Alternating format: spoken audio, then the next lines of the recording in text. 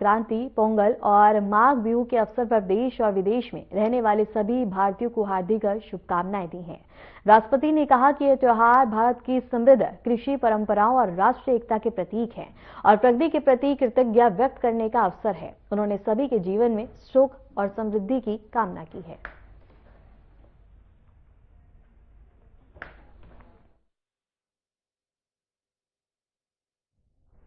प्रधानमंत्री नरेंद्र मोदी ने दिल्ली में आयोजित विकसित भारत यंग लीडर्स 2026 में भाग लिया। इस दौरान उन्होंने स्वामी विवेकानंद की जयंती के अवसर पर उन्हें पुष्पांजलि अर्पित कर श्रद्धांजलि दी। प्रधानमंत्री ने युवाओं की भूमिका पर जोर देते हुए कहा कि नवीन विचारों, ऊर्जा और दृढ़ संकल्प के साथ युवा शक्ति राष्ट्र निर्माण में भूमिका निभा रही है। उन्होंने युवा नेतृत्व को प्रेरित किया कि वे अपने विचारों और कौशल से देश को विकास की नई ऊंचाइयों तक ले जाएं। कार्यक्रम में देश भर के युवा प्रतिभागियों ने भी भाग लिया और उन्होंने अपने अनुभव और सुझाव साझा किए।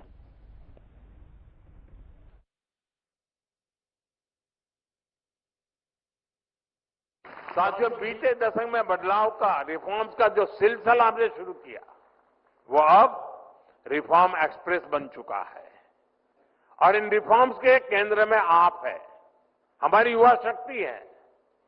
जीएसटी में हुए नेक्स्ट जनरेशन रिफॉर्म से युवाओं और एंटरप्रेन्योर्स के लिए प्रोसेस और आसान हो गई है। अब 12 लाख रुपए तक की इनकम पर टैक्स जीरो हो गया है। इसे नई नौकरी वालों या नया बिजनेस शुरू करने वाले नौजवानों को उनके पास बहुत ज्यादा बचत होने की संभावना बढ़ गई है। साथियों, आप सभी जानते हैं, आज बिजली सिर्फ रोशनी का माध्यम नहीं है। आज AI, data centres, semiconductor, manufacturing, ऐसे हर इकोसिस्टम के लिए ज्यादा बिजली की जरूरत है। इसलिए आज भारत एश्योर्ड एनर्जी सुनिश्चित कर रहा है। सिविल न्यूक्लियर एनर्जी से जुड़ा रिफॉर्म यानी शांति एक्ट इसी लक्ष्य के साथ किया गया है। इससे न्यूक्लियर सेक्टर में तो हजारों नए जॉब्स पैदा होंगे ही, बाकी सेक्टर्स पर भी इसका मल्टीप्लायर इफेक्ट होने वाला है। साथियों, दुनिया के अलग अलग देशों की अपनी जरूरतें हैं, अपनी डिमांड है। वहां वर्कफोर्स लगातार घट रही है। हमारा प्रयास है कि भारत के युवा दुनिया भर में बन रहे अवसरों के लिए तैयार हो। इसलिए स्किल डेवलपमेंट से जुड़े सेक्टर्स में भी लगातार रिफॉर्म किया जाना चाहिए और हम कर रहे हैं। नई नेशनल एजुकेशन पॉलिसी के बाद अब हायर एजुकेशन से जुड़े रेगुलेशन को रिफॉर्म किया जा रहा है। विदेशी यूनिवर्सिटीज भी अब भारत में अपने कैंपस खोल रही हैं। हाल में ही हजारों करोड़ रुपए के निवेश के साथ पीएम सेतु प्रोग्राम शुरू किया गया है। इससे हमारे हजारों आईटीआई अपग्रेड किए जाएंगे ताकि युवाओं को इंडस्ट्री की वर्तमान और भविष्य की जरूरतों के हिसाब से ट्रेन किया जा सके। बीते समय में दुनिया के अलग अलग देशों के साथ भारत ने ट्रेड डील्स की है। ये भी भारत के युवाओं के लिए नए नए अवसर लेकर आ रही है।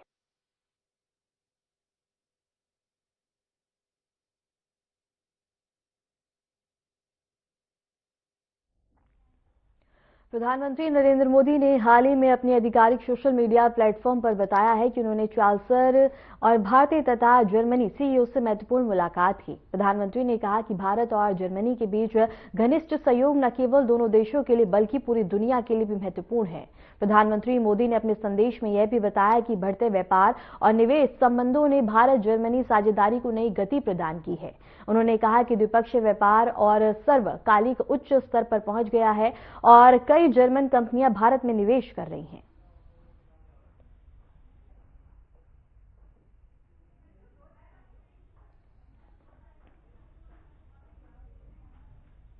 हरियाणा के मुख्यमंत्री नायब सिंह सैनी की अध्यक्षता में गुरुग्राम में वित्त वर्ष 2026-27 के बजट को लेकर प्री बजट बैठक आयोजित की गई। बैठक का उद्देश्य संतुलित, समावेशी और प्रभावी बजट बनाने के लिए विभिन्न सुझाव एकत्रित करना, सेक्टर 44 स्थित बता दें कि हाउस में आयोजित इस बैठक में महिला उद्यमियों और शिक्षावादियों के साथ विस्तार पूर्वक विचार विमर्श किया गया। का स्वागत किया और उनके सुझावों को वित्त योजना में शामिल करने में महत्व पर जोर दिया। बैठक में उद्योग मंत्री राव नरबीर, शिक्षा मंत्री महिपाल डाडा और महिला एवं बाल विकास मंत्री श्रुति अग्रवाल भी उपस्थित रहीं। प्री बजट बैठक के दौरान विभिन्न क्षेत्रों से जुड़े मुद्दे, विकास परियोजनाओं और निवेश अवसरों पर चर्चा की गई।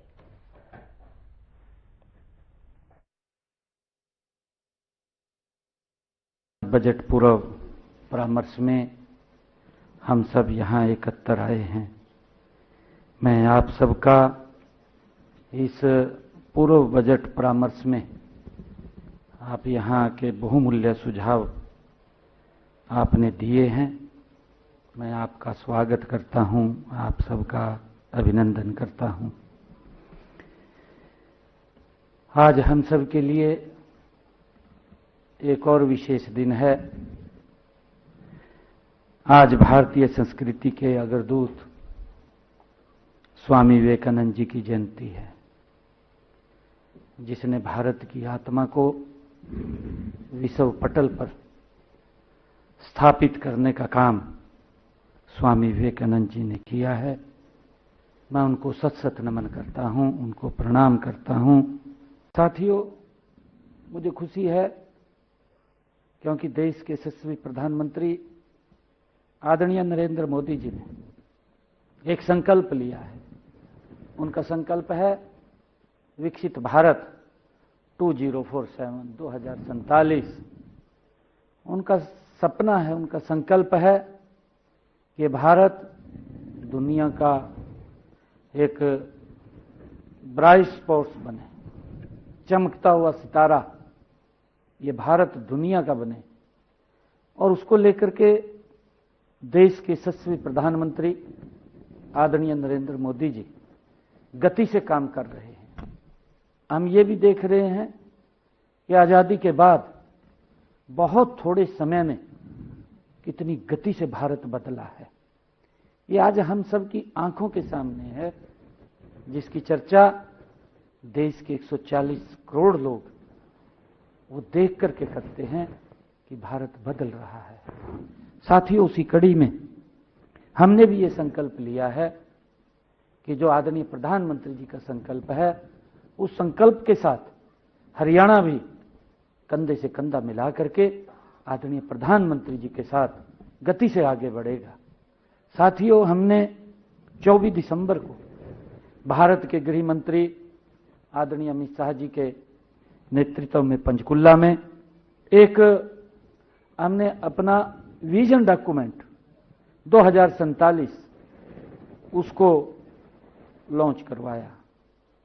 और उसके ऊपर हमने पिछले दिनों यहीं गुरुग्राम के अंदर एक कार्यशाला भी की कि 2047 में हरियाणा क्या होगा, उसका विजन, उसकी सारी रणनीति हमारे एक्सपर्ट्स, हमारे शिक्षाविद, हमारे बहुत सारे ऐसे प्रबुद्धजन जिन्होंने आकर के पूरा दिन उसके ऊपर चर्चा की।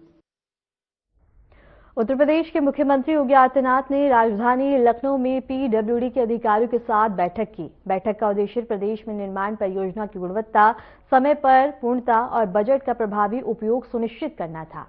मुख्यमंत्री योगी आदित्यनाथ ने अधिकारियों को निर्देश दिए कि सभी सड़क, पुल और भवन निर्माण कार्यों में समय सीमा का पालन किया जाए और कार्यों की गुणवत्ता पर उच्च स्तर हो। उन्होंने कहा कि परियोजनाओं को सुचारू और पारदर्शी क्रियान्वयन आवश्यक है। बैठक में विभागीय अधिकारी ने निर्माण कार्यों की प्रगति, लंबित परियोजनाओं और आगामी योजनाओं पर विस्तृत जानकारी दी। मुख्यमंत्री ने परियोजनाओं की नियमित मॉनिटरिंग, लागत निरंतर और तकनीकी नवाचार को बढ़ावा देने के निर्देश भी दिए।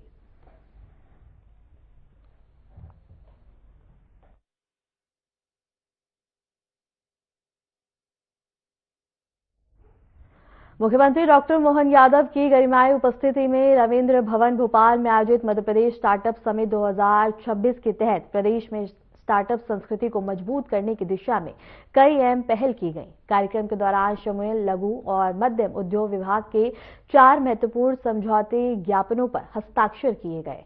इस अवसर पर मुख्यमंत्री डॉक्टर मोहन यादव ने 170 से अधिक स्टार्टअप्स को हित लाभ प्रदान किए। वहीं मुख्यमंत्री क्रांति योजना के अंतर्गत 21 स्टार्टअप्स को 8 करोड़ से अधिक की राशि वितरित की गई। मुख्यमंत्री ने नवाचार को बढ़ावा देने वाले विभिन्न स्टार्टअप्स को सम्मानित भी किया और युवाओं को नए विचारों के साथ आगे आने के लिए प्रेरित किया।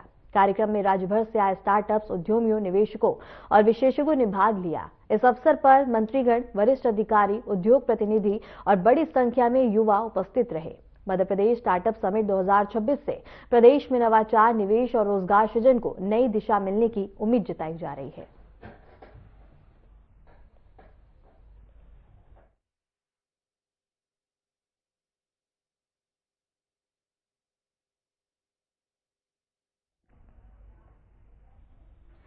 मुख्यमंत्री डॉक्टर मोहन यादव के मुख्य अतिथि में कुशाभाऊ ठाकरे सभागार भोपाल में राज्य स्तरीय शुभारंभ कार्यक्रम आयोजित किया गया। इस अभियान का उद्देश्य ग्रामीण विकास को गति देना और गांव को आत्मनिर्भर बनाकर प्रदेश के विकास को सुनिश्चित करना है। शुभारंभ अवसर पर मुख्यमंत्री डॉक्टर मोहन यादव ने कहा कि ग्रामीण क्षेत्रों का सशक्तिकरण ही प्रदेश की प्रगति की आधारशिला है।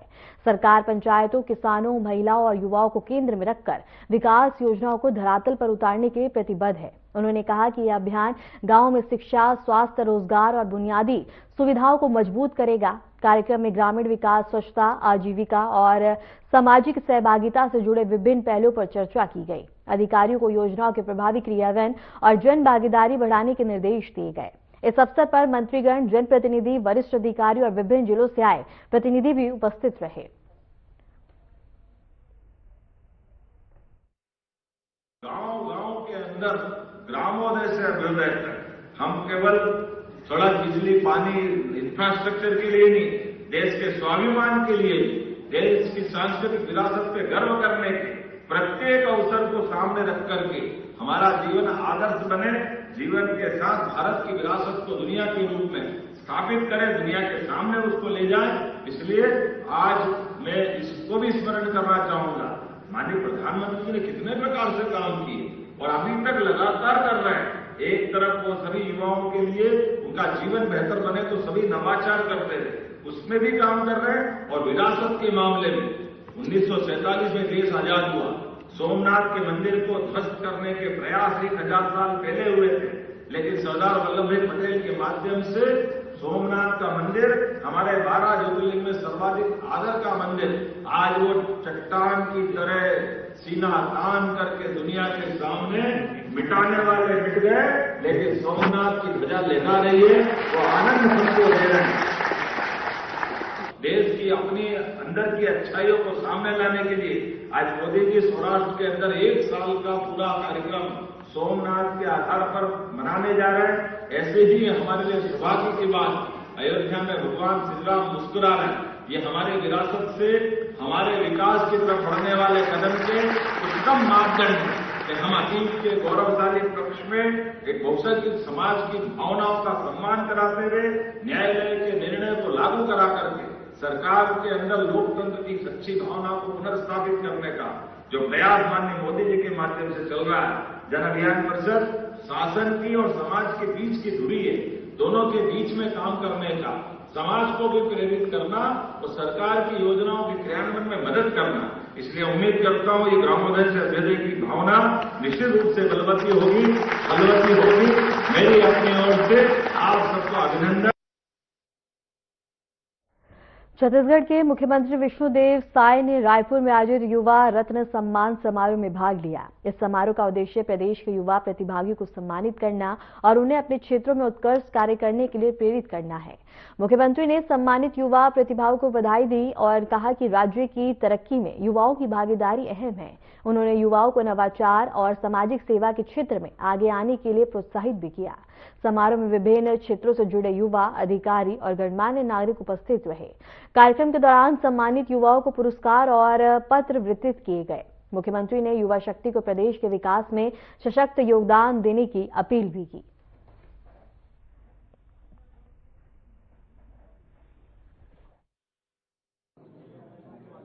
हमारे युवाओं के लिए बड़ा सौभाग्य का विषय है कि छत्तीसगढ़ सरकार और खेल एवं युवा विभाग जो हमारे युवा विभिन्न क्षेत्रों में उत्कृष्ट काम करेंगे उनके लिए युवा रत्न सम्मान की घोषणा हुई है और घोषणा ही नहीं हुई है, शुरुआत हुई है। और आज कई हमारे युवा बेटा बेटियों को सम्मानित भी किए हैं जो विभिन्न क्षेत्रों में उत्कृष्ट काम किए हैं। उनको सबको बहुत बहुत बधाई देते हैं, शुभकामनाएं देते हैं, उनके उज्जवल भविष्य की कामना करते हैं। निश्चित रूप से उनका सम्मान हमारे प्रदेश और देश के युवाओं को एक प्रेरणा का स्रोत बनेगा। माघ मेले के अवसर पर त्रिवेणी संगम में भारी भीड़ देखने को मिल रही है। प्रयागराज स्थित संगम घाट पर देश भर से हजारों श्रद्धालु पहुंचे हैं ताकि पवित्र स्नान और धार्मिक अनुष्ठानों में भाग ले सकें। माघ मेले की भव्यता और श्रद्धालु की भीड़ का हाल ड्रोन वीडियो में भी कैद किया गया है, जिसमें संगम घाट और मेले के विभिन्न स्थलों पर जुटी विशाल जनसंख्या दिखाई दे रही है। प्रशासन ने सुरक्षा और व्यवस्था के पुख्ता इंतजाम किए हैं। भीड़ पर नजर रखने के लिए सुरक्षा बल और स्वयंसेवक तैनात किए गए हैं। वहीं महामारी और सुरक्षा मानकों को ध्यान में रखते हुए यात्रियों को सतर्क रहने की सलाह दी गई है। माघ मेले में श्रद्धालु धार्मिक अनुष्ठान, पूजन और पवित्र स्नान के अलावा स्थानीय व्यापारी और विभिन्न सांस्कृतिक कार्यक्रमों का भी आनंद ले रहे हैं। प्रशासन ने कहा कि माघ मेले के दौरान सुविधाओं और भीड़ नियंत्रण के लिए लगातार निगरानी जारी रहेगी।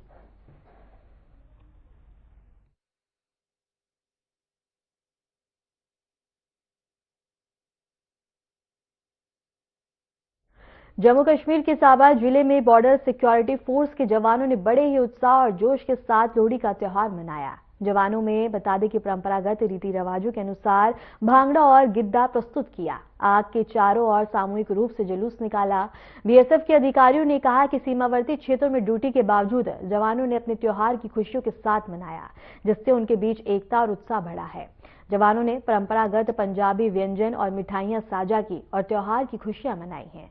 इस अवसर पर जवानों ने देश और सीमा सुरक्षा के लिए अपने समर्पण को दोहराया और कहा कि पर्व त्योहारों के समय भी वे सीमा सुरक्षा को प्राथमिकता देंगे। सांबा जिले में बीएसएफ जवानों का यह उत्सव सांस्कृतिक मेलजोल और टीम भावना को बढ़ावा देने वाला रहा।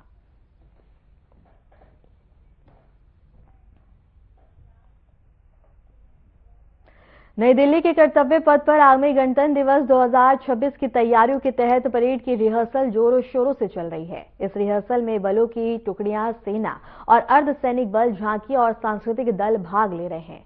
अधिकारी इस रिहर्सल का निरीक्षण कर रहे हैं और सुनिश्चित कर रहे हैं कि 26 जनवरी को परेड सुचारू और भव्य तरीके से आयोजित हो। इस अभ्यास का उद्देश्य प्रतिभागियों को सही समन्वय, अनुशासन और प्रस्तुति के लिए तैयार करना है।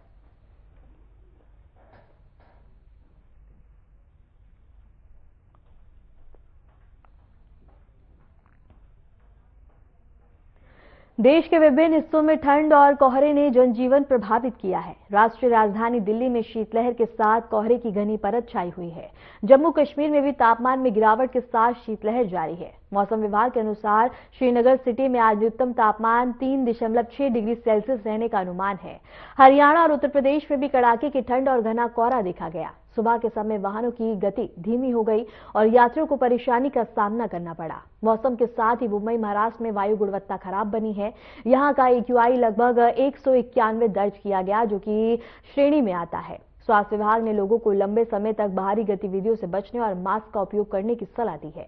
मौसम विभाग ने दिल्ली और उत्तर भारत के कई हिस्सों में कोहरे और शीतलहर से सतर्क रहने की चेतावनी जारी की है। लोगों से कहा गया है कि वे सुबह और रात के समय सड़क यात्रा में सावधानी बरतें। और इसके साथ ही ये तस्वीरें भी हम आपको दिखा रहे हैं। पहली तस्वीर उत्तर प्रदेश की, दूसरी दिल्ली की, तीसरी हरियाणा की, चौथी जम्मू कश्मीर की, पांचवी महाराष्ट्र की। और आप पांचों ही तस्वीरों में देख सकते हैं कि किस तरह से घने कोहरे और शीतलहर का प्रकोप यहां बना हुआ है। और इसके साथ ही लोगों को आवाजाही में काफी ज्यादा परेशानी का सामना भी करना पड़ रहा है। देश के सबसे भरोसेमंद व्हीकल से इसरो ने साल 2026 का पहला मिशन लॉन्च किया। लॉन्च टाइम सटीक, उड़ान दमदार, लेकिन मिशन अपने आखिर पड़ाव पर पूरा नहीं हो सका। बता दें कि श्रीहरिकोटा के सतीश धवन स्पेस सेंटर से उड़ान भरने वाला PSLV C62 आखिर स्टेज में गड़बड़ी का शिकार हो गया। नतीजा ये कि भारत का हाईटेक अर्थ सैटेलाइट EOS और ऑर्बिट में स्थापित नहीं हो पाया, जिसे भारत की स्पेस आई और देश का CCTV कहा जा रहा है। क्या थी तकनीकी चूक, क्या कह रहे हैं इसरो प्रमुख और क्या भारत की सुरक्षा के लिए इतना अहम था, देखिए हमारी इस खास रिपोर्ट में। इसरो का मिशन फेल। सुबह 10:18 आंध्र प्रदेश के श्रीहरिकोटा स्थित सतीश धवन स्पेस सेंटर के फर्स्ट लॉन्च पैड से PSLV C62 ने भरी उड़ान। 44.4 मीटर लंबे 4 चरणों में PSLV-DL रॉकेट ने इसरो के 2026 के पहले मिशन को आसमान की ओर ले जाना शुरू किया। इस मिशन का दिल था EOS-N1, जिसे नाम दिया गया था अन्वेषा, एक अत्याधुनिक हाइपर स्पेक्ट्रल अर्थ ऑर्बिटवेशन सैटेलाइट जिसे defence research and development organisation DRDO ने विकसित किया है। अन्वेषा को करीब 512 से 600 किलोमीटर ऊंची सन सिंक्रोनस पोलर ऑर्बिट में स्थापित किया जाना था। ऑर्बिट से पहले ही अंतरिक्ष में गायब हो गया अन्वेषा। इसरो के मुताबिक PSLV C62 के पहले और दूसरे स्टेज ने पूरी तरह सामान्य प्रदर्शन किया, लेकिन तीसरा स्टेज यानी PS3 की समाप्ति के बिल्कुल करीब यान में असामान्य व्यवहार देखा गया। इसरो प्रमुख डॉक्टर V नारायण ने बताया, तीसरे स्टेज के आखिर तक यान का प्रदर्शन उम्मीद के मुताबिक था, लेकिन उसी के करीब हमें गड़बड़ी दिखी और उड़ान पथ में भटकाव आया। लॉन्च के बाद अंतरिक्ष में खो गए 16 सैटेलाइट। इसी गड़बड़ी की वजह से EOS-N1 और अन्य को पैसेंजर सैटेलाइट ऑर्बिट में तैनात नहीं हो सके। इसरो ने साफ किया है कि मिशन की विस्तृत जांच शुरू कर दी गई है। अब समझते हैं अन्वेषा आखिर क्यों इतना खास था। अन्वेषा में लगे हाइपर स्पेक्ट्रल सेंसर। ये सेंसर साधारण कैमरों से कई गुना ज्यादा स्मार्ट हैं। हर एक पिक्सल में सैकड़ों लाइट बैंड रिकॉर्ड करने की क्षमता, यानी जंगलों में छिपे दुश्मन, बंकरों में मौजूद आतंकी, सीमाओं पर हलचल, सब पर पैनी नजर। 8 महीने में दूसरी विफलता, उठ रहे सवाल। ये पिछले 8 महीनों में PSLV की दूसरी दुर्लभ विफलता है। यही वही विश्वसनीय रॉकेट है जिसने चंद्रयान 1 और आदित्य L1 जैसे मिशन को सफल बनाया था और इसका सक्सेस रेट 94% यानी कि 63 उड़ानों में रहा है। चूंकि PSLV C61 की जांच रिपोर्ट अभी तक सार्वजनिक नहीं की गई है, ऐसे में C62 के तीसरे चरण में फिर से वही दिक्कत आना गंभीर सवाल खड़े करता है। सॉलिड फ्यूल मोटर की विश्वसनीयता, नोजल की समस्या या 2026 के व्यस्त शेड्यूल के बीच जल्दबाजी, इन सभी पहलुओं पर अब चर्चा शुरू हो गई है। भविष्य की योजनाओं पर असर। इसरो ने इस घटना की जांच के लिए फेलियर एनालिसिस कमेटी द्वारा जांच की बात कही है। हालांकि इस विफलता का असर भारत के निजी स्पेस इकोसिस्टम पर पड़ सकता है। NSIL के जरिए होने वाले कमर्शियल लॉन्च पर भरोसा कम होने का खतरा है। ये दोहरा झटका इसरो के 2026 के लक्ष्यों के लिए एक चुनौती है, जिसमें 100 से अधिक उपग्रहों को लॉन्च करना, नाविक या विस्तार और गगनयान की तैयारियां शामिल हैं। चेयरमैन V नारायण की टीम ने जल्द वापसी का संकल्प लिया है और वो LVM-3 जैसे विकल्पों पर भी विचार कर रही हैं, ताकि दुनिया की नजरों में भारत की अंतरिक्ष क्षमता और आत्मनिर्भरता बनी रहे। कैसे काम करता है Anvesha? Anvesha satellite hyper spectral remote sensing तकनीक पर काम करता है, जो रोशनी के ज्यादा स्पेक्ट्रम को डिटेक्ट करता है, यानी ये कुछ ही रंगों के बजाय रोशनी के सैकड़ों बारीकी रंग पकड़ सकता है। ये सैटेलाइट जो बारीक कलर डिटेक्ट करता है, उससे ये पता चल जाता है कि तस्वीर असल में किस चीज की है। ये एक ऐसा स्कैनर की तरह है जो अलग अलग तरह की मिट्टी, पौधे, इंसानी एक्टिविटी या किसी भी चीज को उसकी अलग चमक से पहचान सकता है। एडवांस्ड अर्थ ऑब्जर्वेशन में मिलेगी मदद। ये मिशन इसरो की कमर्शियल शाखा न्यू स्पेस इंडिया लिमिटेड के जरिए हासिल किए गए एक अहम कॉन्ट्रैक्ट का हिस्सा था, यानी ये मिशन वैज्ञानिक, सैन्य और कमर्शियल तीनों लिहाज से बेहद अहम था। PSLV जो Chandrayaan 1 Mars orbit mission, Aditya L1 और एस्ट्रोस्टेट जैसे ऐतिहासिक मिशन लॉन्च कर चुका है, जिसने 2017 में एक साथ 104 सैटेलाइट लॉन्च किए थे और दुनिया में रिकॉर्ड बनाया था। आज उसी PSLV को एक तकनीकी चुनौती का सामना करना पड़ा। हालांकि इसरो का ट्रैक रिकॉर्ड बताता है कि हर असफलता आने वाली सफलता की नींव बनती है। अब सबकी नजर इसरो की जांच रिपोर्ट पर है ताकि अन्वेषा जैसी रणनीतिक योजनाएं और ज्यादा मजबूत होकर दोबारा उड़ान भर सके। PSLV C62 की ये उड़ान भले ही लक्ष्य तक नहीं पहुंच सकी, लेकिन ये भी सच है कि भारत का अंतरिक्ष कार्यक्रम असफलताओं से नहीं, उससे मिली सीख से मजबूत हुआ है। अन्वेषा भले ही आज ऑर्बिट पे ना हो, लेकिन उसकी टेक्नोलॉजी, उसका मकसद और उसकी देश की सुरक्षा को लेकर भूमिका अब भी उतनी ही अहम है। इसरो के वैज्ञानिक हर सवाल का जवाब ढूंढने में जुटे हैं, हर तकनीकी खामी को सुधारने का भरोसा दिला रहे हैं, क्योंकि भारत के अंतरिक्ष सफर में हर असफल मिशन अगली ऐतिहासिक सफलता की शुरुआत बनता जा रहा है। अब निगाहें इसरो की जांच रिपोर्ट पर है और इंतजार है उस दिन का जब अन्वेषा फिर से भारत की स्पेस आई बनकर आसमान से दुश्मन की हर हरकत पर नजर रखेगा।